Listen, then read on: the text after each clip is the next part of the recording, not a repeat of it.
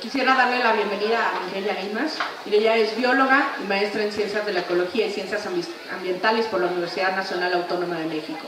Ha realizado estancias de investigación en la NASA Ames Research Center, en Lawrence Berkeley National Laboratory, ambos en California, Estados Unidos, así como en el Undergraduate Seminar Spring de la Universidad de Virginia. Fue fundadora y primera directora general de Ecología y Desarrollo Sustentable en la delegación Tlalpan, así como líder de proyectos estratégicos de la Comisión Nacional de Áreas Naturales Protegidas del país.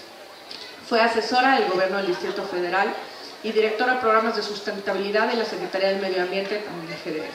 Ha impartido numerosos cursos y conferencias sobre temas de ecología y desarrollo sustentable, así como publicación de artículos y coeditado publicaciones sobre estos mismos temas. Es integrante del Consejo Asesor de Programas de Investigación en Cambio Climático de la máxima casa de estudios y desde 2008 coordina el programa universitario del medio ambiente en la UNAM. Así que por favor les pido un aplauso para Mireya. Pues yo les voy a platicar un poquito del tema ambiental. Supongo que a ninguno de ustedes les es ajeno la problemática ambiental que vivimos, ya sea en nuestra ciudad, en nuestras colonias, en nuestros barrios, en nuestro país, en el propio, en todo el mundo, en todo el globo terráqueo. Lo que estamos haciendo es cambiando la composición de la atmósfera. Y con este cambio en la composición de la atmósfera, lo que estamos haciendo es nuestro planeta, la temperatura de nuestro planeta no se da por el calor que entra del sol de manera directa. Eso no es lo que nos calienta como planeta. Lo que nos calienta es esa radiación de onda corta que entra a la Tierra, calienta el suelo, por decirlo de alguna manera, la superficie terrestre, y eso refleja una radiación de onda corta que es, perdón, al revés, entra radiación de onda corta y se refleja radiación de onda larga, que es la que queda atrapada como en un invernadero, exactamente como en un invernadero en nuestra atmósfera. Eso es lo que permite que este planeta tenga la temperatura adecuada para que nosotros como especie y el resto de las especies con las que compartimos la vida hoy como la conocemos existan.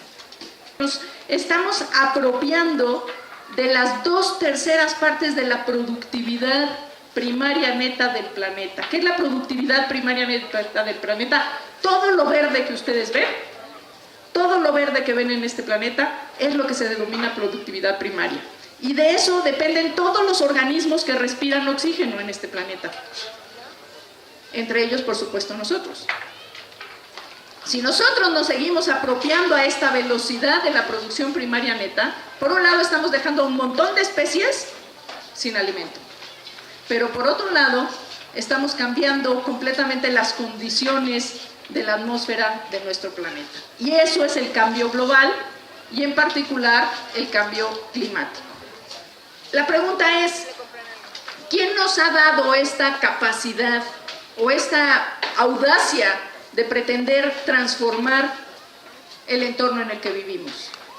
Si lo llevamos a nuestra ciudad, por ejemplo, nuestra ciudad, la Ciudad de México, prácticamente uno se imagina que es pues las delegaciones, la Coyoacán, Tlalpan, Benito Juárez, Madero, Cuauhtémoc, y se nos olvida, por ejemplo, que en La Magdalena, en Álvaro Obregón, en Tlalpan, en Xochimilco, en Tláhuac, en Milpa Alta, hay lo que se llama suelo de conservación, que es una zona verde en donde hay agricultura, hay ganadería y hay bosques.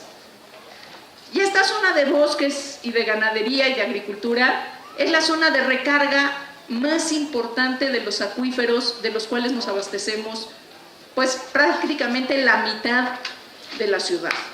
El otro porcentaje lo traemos de otras cuencas, básicamente el de Cutzamala y del Lerma. Y entonces, si nosotros seguimos pensando que podemos seguir urbanizando nuestra ciudad, podemos seguir llenando de casas y casas y casas y haciendo impermeable esta agua, que además no solo evitamos que se infiltre hacia los acuíferos, sino que además la estamos mandando al drenaje. Y del drenaje la tenemos que bombear para sacarla de la ciudad y mandarla al distrito de riego en Hidalgo, a costos absolutamente altísimos y brutales, en un círculo totalmente perverso. Estamos rompiendo los círculos naturales para generar círculos que son relativamente, bueno, no relativamente, altamente costosos y totalmente absurdos en términos de eficiencia energética y de utilidad.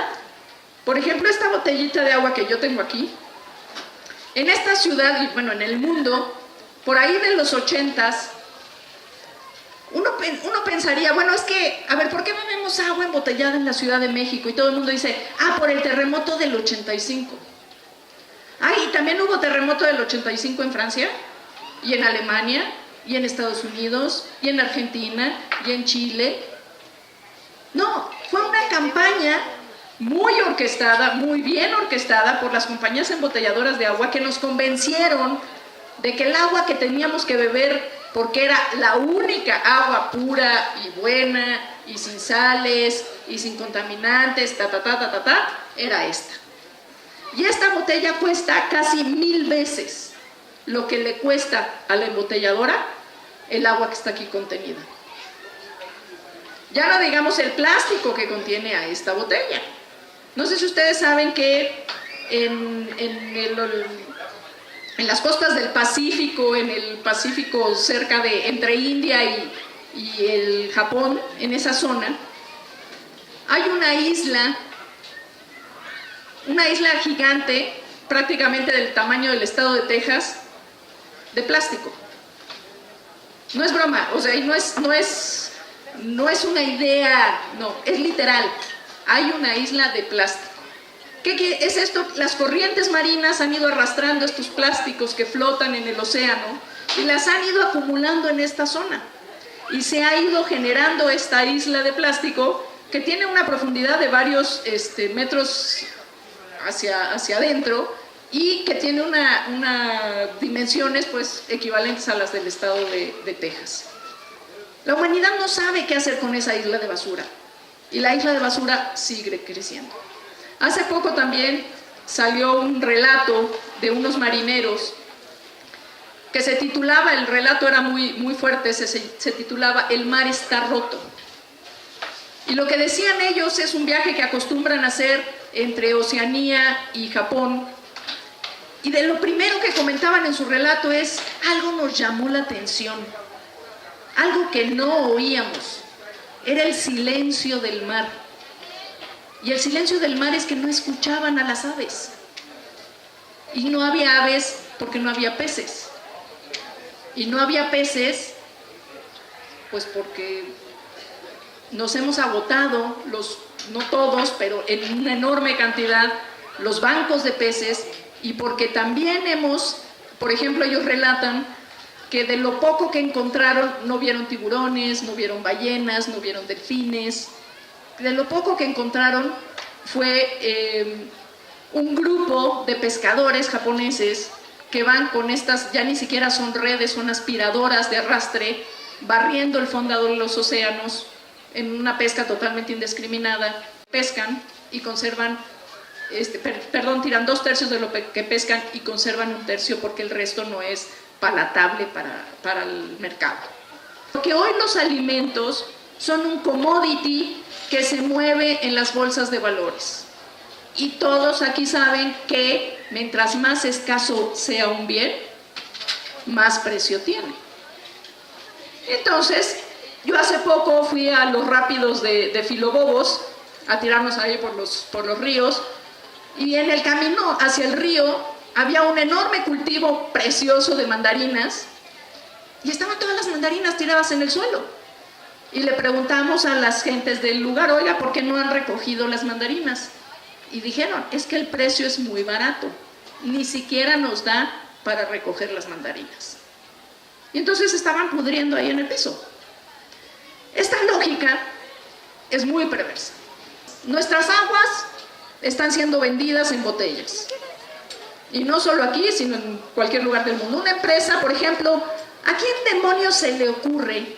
Todo el mundo sabe aquí que en Iztapalapa no hay agua, no alcanza el agua. hay problemas de agua. Hay pobre gente de Iztapalapa, no tiene agua. Pero ¿saben cuántas embotelladoras de agua hay en Iztapalapa? La Coca-Cola tiene una, por lo menos. Es absolutamente ridículo. No hace ningún sentido. Entonces, el agua tiene problemas. El aire tiene problemas. Nuestros suelos.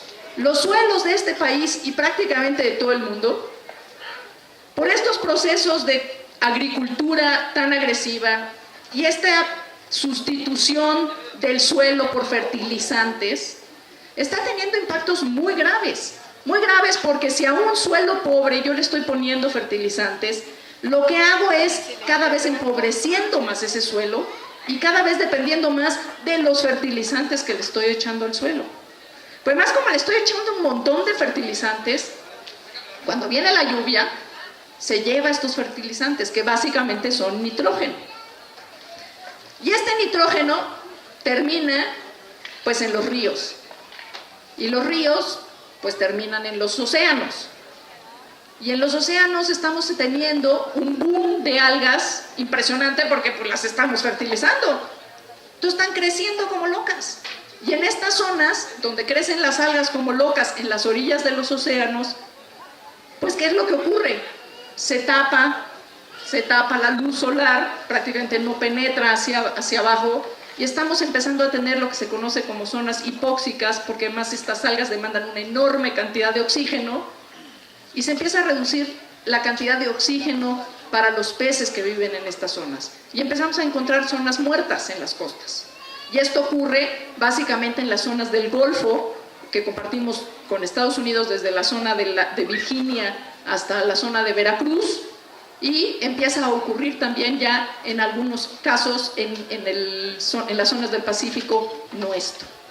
El problema es cuando el asunto de los billetes va por delante del asunto de la ciencia, del saber, incluso de los saberes, porque hay un montón de saberes tradicionales que nos enseñan que las cosas se pueden hacer de otra manera. Uno de ellos, y con esto cierro, es, por ejemplo, el tema de la milpa. La milpa, que es un cultivo milenario, en el cual se conjuntan, por ejemplo, el maíz con el frijol. El frijol no solo es un tema nutritivo que se añade a la milpa, sino que además el maíz cumple esta función tan importante de fijar el nitrógeno en el suelo. Entonces, en lugar de estarle aventando nitrógeno a ese suelo, sembramos frijoles que fijan el nitrógeno, sembramos quelites que evitan que el viento y la lluvia se lleven la tierra, sembramos calabazas, sembramos chiles. Los chiles evitan que las plagas lleguen y se ubiquen porque pues los chiles, cualquiera que haya mordido un chile pues sabe lo que es morder un chile y lo mismo le pasa a los bichitos. Y entonces, cuando sustituimos nuestras milpas por cultivos, por grandes cultivos, extensiones de cultivos de diferentes maíces, muchos de ellos ni siquiera adaptados a nuestras condiciones climatológicas y edáficas, pues tenemos nuevamente problemas. Pero además, tenemos un problema todavía más grave. ¿Dónde está hoy el granero de este país? ¿Dónde se está produciendo los granos de este país? En el norte. En el norte del país, donde no hay agua. Y donde sí hay agua, que es en el sur del país, no se está produciendo. Y esto porque adoptamos el modelo norteamericano de los cultivos con tractores en grandes extensiones planas que ocurren en el norte. Y por supuesto no podíamos vender tractores en Chiapas, en Oaxaca, en Guerrero, etc. Y entonces nuestro arsenal alimenticio está hoy en riesgo porque está ubicado en una zona básicamente donde no llueve y donde el calentamiento global va a impactar con mayor fuerza, disminuyendo aún más los regímenes de precipitación en estos espacios. Y en muchos sentidos, mi generación y la generación más arriba de la mía, tenemos una enorme responsabilidad de transmitir esto para que las nuevas generaciones puedan cambiar el curso de la situación. Muchas gracias.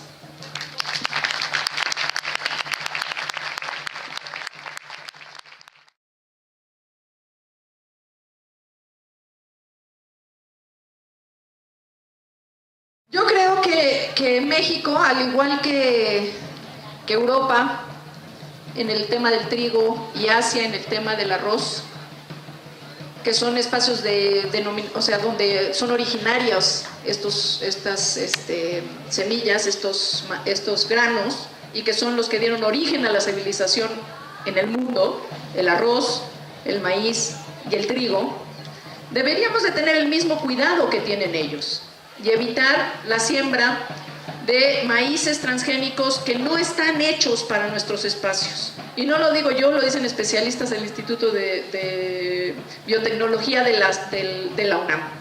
Los transgenes de maíz que nos están ofreciendo no están hechos para ni las plagas ni las condiciones de nuestro país. Ese sería un primer punto. Después podríamos entrarle a discutir si esto es éticamente aceptable o no, pero de entrada ese es un gran tema. El tema de los agroquímicos pues va muy asociado al monocultivo, y la extensión de los monocultivos ha sido esta copia que hemos hecho de los cultivos norteamericanos, que no era la tradición en América Latina estas grandes extensiones de monocultivos, y no era la tradición de la milpa, en donde probablemente los niveles de producción por hectárea no eran tan elevados como el monocultivo, pero no solo se obtenía maíz, se obtenían otros cultivos, y además una gran ventaja que no ofrecen hoy los transgenes, los maíces transgénicos, que es la selección de variedades que nos permiten ir generando nuevas variedades, que es, por ejemplo, no sé si ustedes saben de dónde viene el maíz. El maíz viene de una planta que se le conoce como teocintle, que es un maíz de este tamaño, con unos granos mini, o sea, necesita una lupa para... Y los granos es algo que uno no puede seleccionar en los transgenes, porque no son fértiles, porque por eso están hechos así. Y no solo los transgénicos, generalmente todos estos maíces que venden las grandes empresas no son, los granos no son fértiles, porque esa es la mejor manera de controlar que pues para la próxima cosecha tienes que volver a comprar los granos para sembrar.